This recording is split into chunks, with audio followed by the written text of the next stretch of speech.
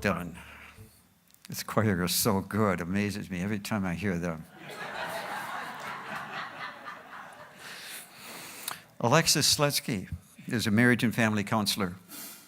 She's a mentor, educator, guide, and facilitator whose work supports cultural restoration through counsel, dream work, nature connection, grief tending, community ritual and conversation, rites of passage, and I'm sure much more. She graduated from Pacifica Graduate Institute with a master's degree and is an adjunct faculty member at Antioch University. She offers programs, groups, one-on-one mentoring in her private practice. Please welcome Alexis Slutsky.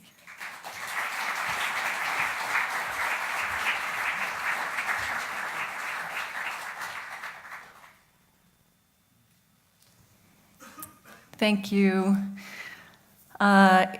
It's so nice to be here, and it's so nice to be welcomed. And if you notice, the name of my talk is Hospitality and Welcome in Challenging Times.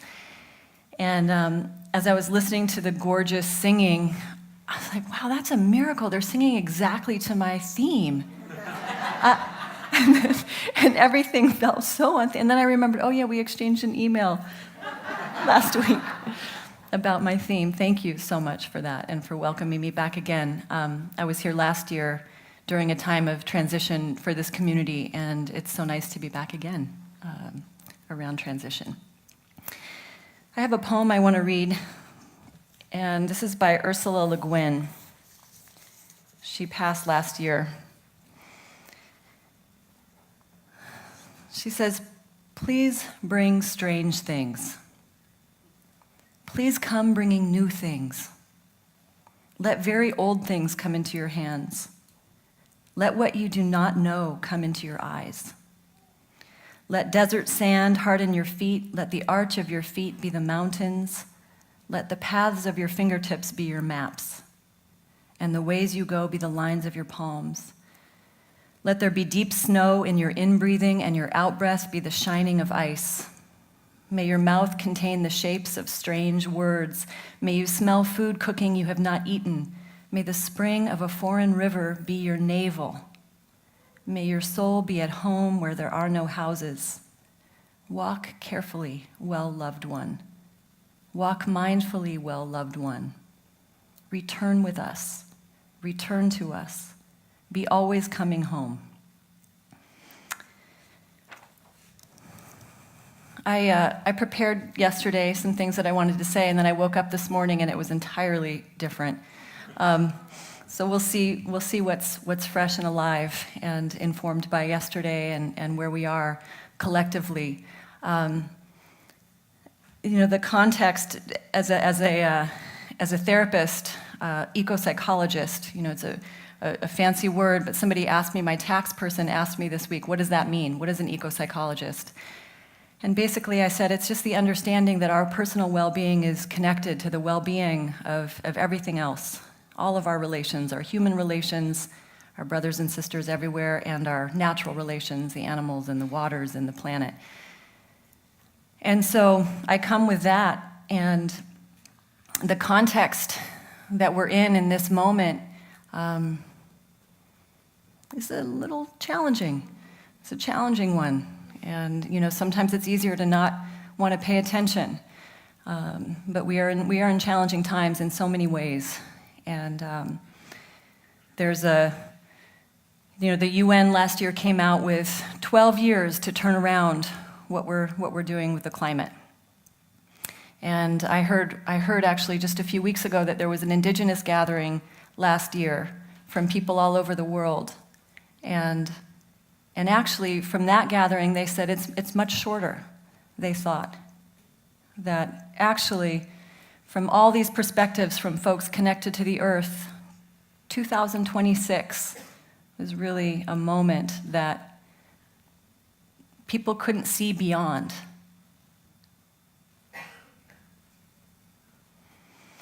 So that's not a small thing, to come on a Sunday morning and remember And that is the context that we're in.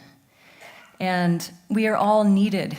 We are so needed to bring forth what is here, to bring forth the sense of communion and kinship with ourselves and each other and the land, and to bring forth, there's I think it's Thomas from the Gospel of Thomas, quoting Jesus as saying, if we bring forth what is within us, it will save us.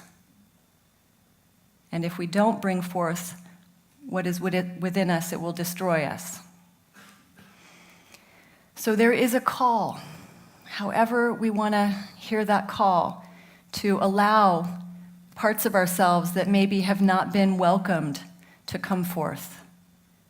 And it's not just for our own well-being and happiness, although it is, because we can feel better when we're in our wholeness, when we're not spending the energy to push aside what Jerry shared in Mark Nepo's poem, The Deep, all of the things that can feel scary or threatening and too much to bear.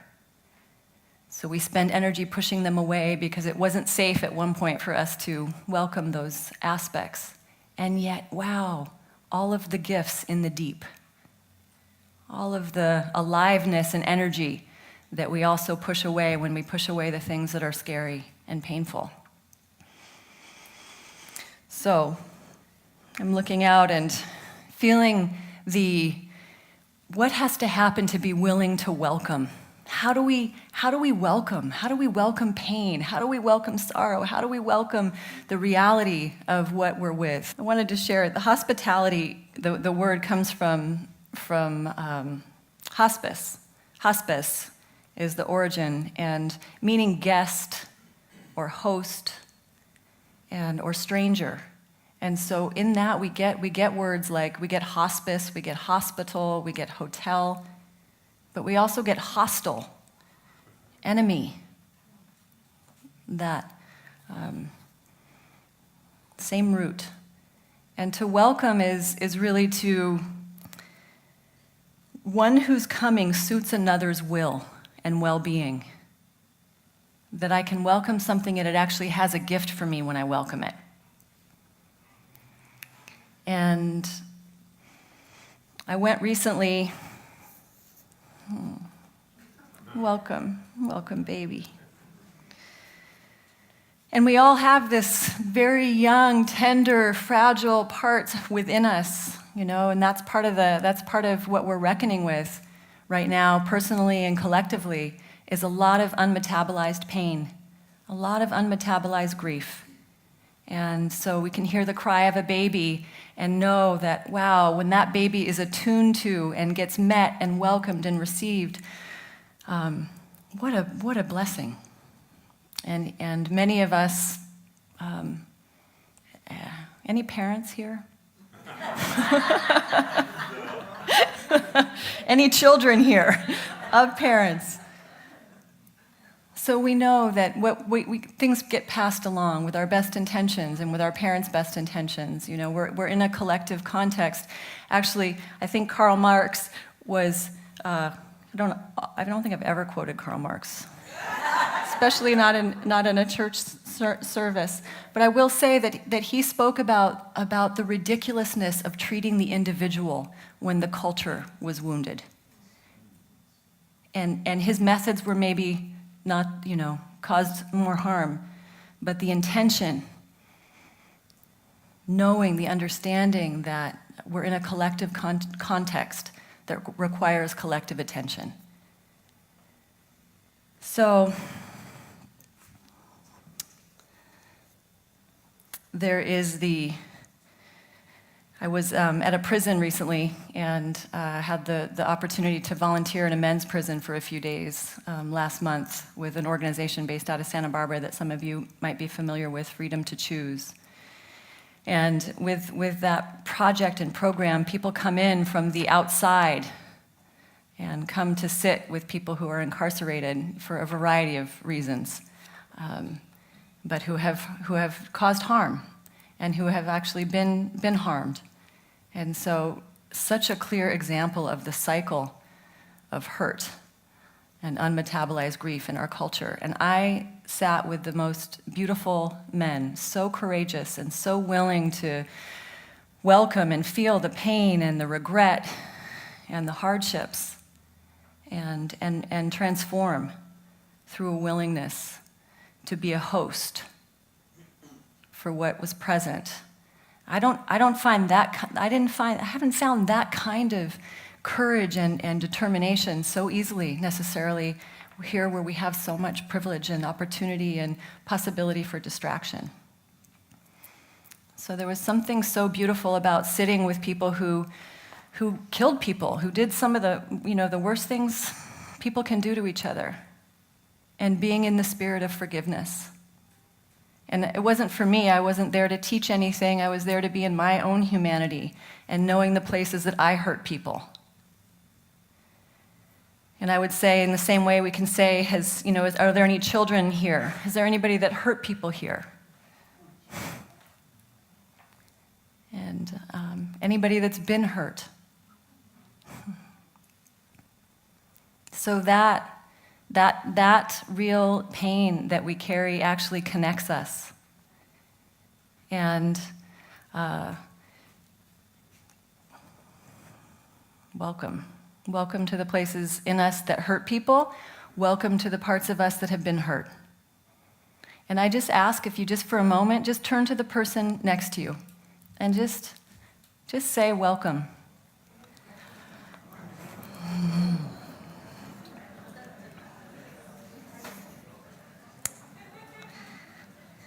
So that's a very short, welcome, but to see each other and to know that we're not different, and this is all of us, each one of us that carries this, and there is a possibility to learn how to listen to the parts of ourselves that are saying, hello, actually I'm hurt. I feel broken over here.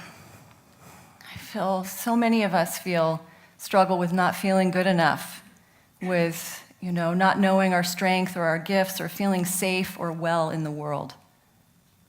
It's an epidemic, even in beautiful Santa Barbara. And to know how much we matter. And so if we really heard the stories of those cries of ourselves and the cries of each other, we start to make a space. And I have a couple stories I want to share with you around that. And I guess to say first that there's really good reason that we shut the door to those parts. There's good reason that we shut the door to people in our lives sometimes. And so this is not condoning the kind of abuse and hurt, but it's recognizing that our strategies for protection, all the ways that we can go into fear and division and separation, although we're useful at one time, start to imprison us. So we got to welcome home those soldiers, the ones in us who have been in the war, whatever our life journey has been. And so in the welcome, we also welcome home those ones, the loyal soldiers who have helped to keep us safe. There are parts of ourselves that are longing to come home, and there's stories around the return of soldiers after war that can be so informative of how we welcome those parts of ourselves home and people in our communities. And there was a study done with veterans from Afghanistan around trauma. And the most effective thing, and I think I probably shared this last time, because we were really in that context of collective trauma, but the most effective thing was ritual, was bringing people together and to embed ourselves and each other in circles of belonging. And so this is more than anything else, that was the thing, that is the thing that helps to transform and transmute the broken places, the ones who have felt unwanted, the ones who have been at risk. And sometimes sometimes the Papago people in American Southwest, I read this story recently, is that when their soldiers and their warriors returned from battle, they would have a 19-day ceremony of welcome and return. And during that time, people would pray and pray over them and sing and weep. And they would sing and they would dance the story of the battle. They would dance the stories, move them in their body. And the people would receive them with gratitude. And what an opportunity to feel how we do that. How can we extend an effort to do that in our community and with ourselves, because we are not separate.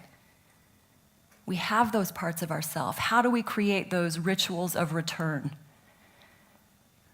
I'm so glad you're home. To welcome that kind of grief, here I am talking about grief again, that wasn't my intention. But it is important, because a lot of parts that we push away often are the painful parts. And it's easy to not want to pay attention. So to welcome pain and grief, we have to know that we're not going to drown if we say, yes, come home, that we're not going to be overwhelmed in a sea. There's a lot of good reasons why we say, no, thank you. Maybe it wasn't adequately held before. Nope, if we sit on a chair that breaks enough time, we're not going to sit. Good, just fine. So we don't want to be left alone. It hasn't been held. And so it's very tender territory to find these containers of welcome in ourselves and in our communities. And I'm going to share another story. This is really about being a host, being a hospitable host to the stories of our own pain and the stories of the pain in our community. And there was, in Angola, Africa, a colony of Portugal. And there was a lot of oppression happening and exploitation and abuse. And what the local people did is they kidnapped the incoming boats. They kidnapped the Portuguese soldiers, and they took them into the jungle and they tied them up. Oh. And what they did is they shared their stories. They shared their stories of pain. They enforced the other to bear witness so that they were no longer separate. And after they did that with a few boatloads of people, the Portuguese, there were those ones who were so moved by recognizing that there is no separation, and that they uprose, and they had a mutiny, and the Portuguese wouldn't enslave the Angolese. That's a good story. And there's certainly a lot more of that, of what's happening there. That's where the pain hasn't been metabolized, where the stories haven't been received. And again, I'm talking interpersonally because this is the same thing inside of ourselves, and interpersonally because it's happening in the community. So it's simultaneous. The reality is that, we are, as much as we protect and we build walls, and as you know from coming and being a part of this community, I was so gratified that I got the color memo. But that we know that we're wired, not even wired, we don't have wires. We're made for empathy, we're made for love, we're made for welcome. And it comes through all of our DNA with each other, and then we're hurt, and then we get conditioned. But when they do these neuroscience tests and they sit two people together and they prick one person's finger, the part of the brain that feels pain in the other, in the witness, lights up. We feel each other. We have mirror neurons. We feel each other. We're not separate that way. So it does require, it requires knowing that when we welcome something, there might be an unexpected gift. It requires that kind of radical trust and faith. And that is not something easy to do. I say this, I think, often because I grew up in so much, I grew up with a lot of privilege in this beautiful place with a beautiful family, and it's still so hard to come into love. What a journey to not be ruled by our conditioning and our fear and our closing. It's not for the faint of heart to be a human being. So we all deserve deep bows, and we have responsibility. So a couple other pieces I want to share.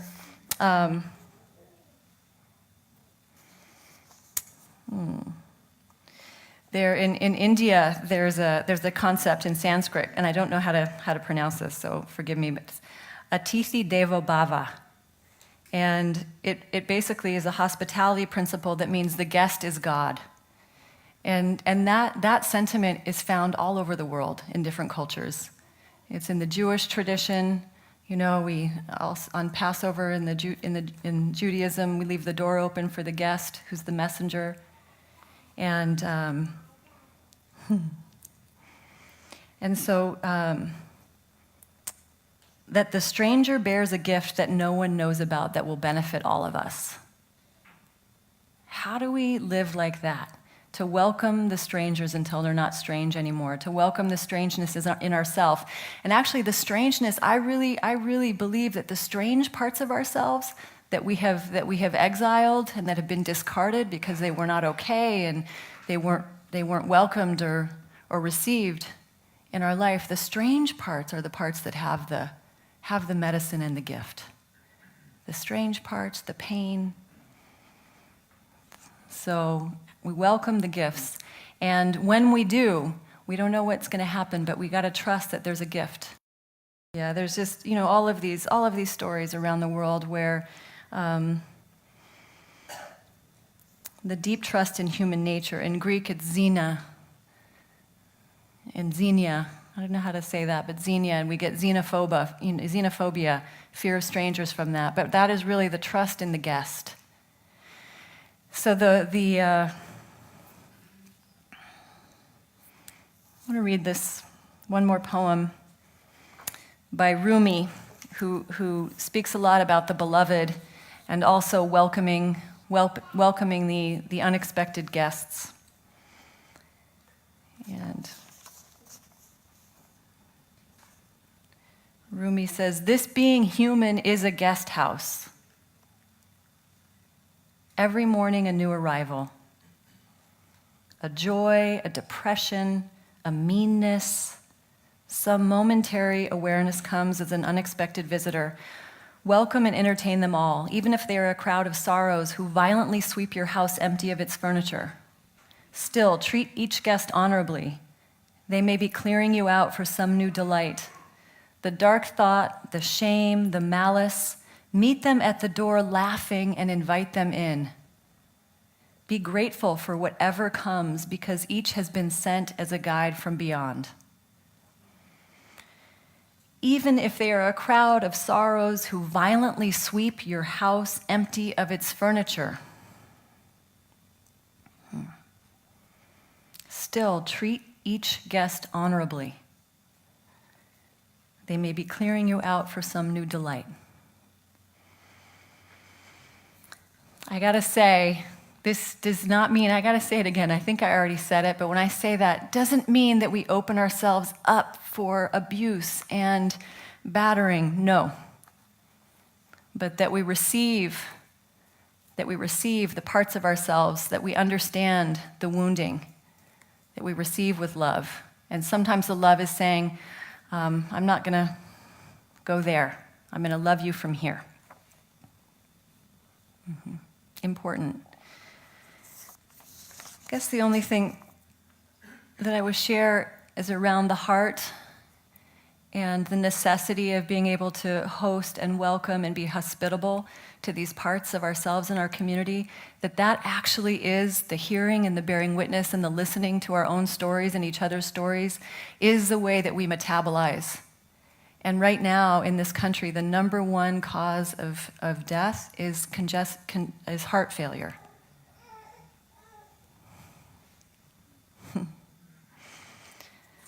That's my nephew, the little one. So heart failure is the number one cause of death, and congestive heart failure. And how I hold that, it's not, is that it's hard to let grief move, congested grief. And that's not always the case, because we all have, proclivities and sensitivities and things like that. But to make the heart supple and open, and to be able to receive the gifts that are ours and that actually the world needs through us, that's the context. To open ourselves to know our strengths and our gifts and our uniqueness and our strangeness requires a capacity to say that we need each other. And this is not a new message, that we need each other, and that we need to find the kind of faith and courage to say, come home. Return to us, return with us. I will greet you with open arms and a hospitable embrace. And there's one last line I want to share with you, and then I want to ask if you will repeat it with me. And this is another line from a Rumi poem. And Rumi says, come, whoever you are, even if you have broken your vows 1,000 times. Come, whoever you are, wanderer, worshiper, lover of leaving. It doesn't matter. Ours is not a caravan of despair. Even if you have broken your vows 1,000 times, come, yet again come. Yeah, repeat all that.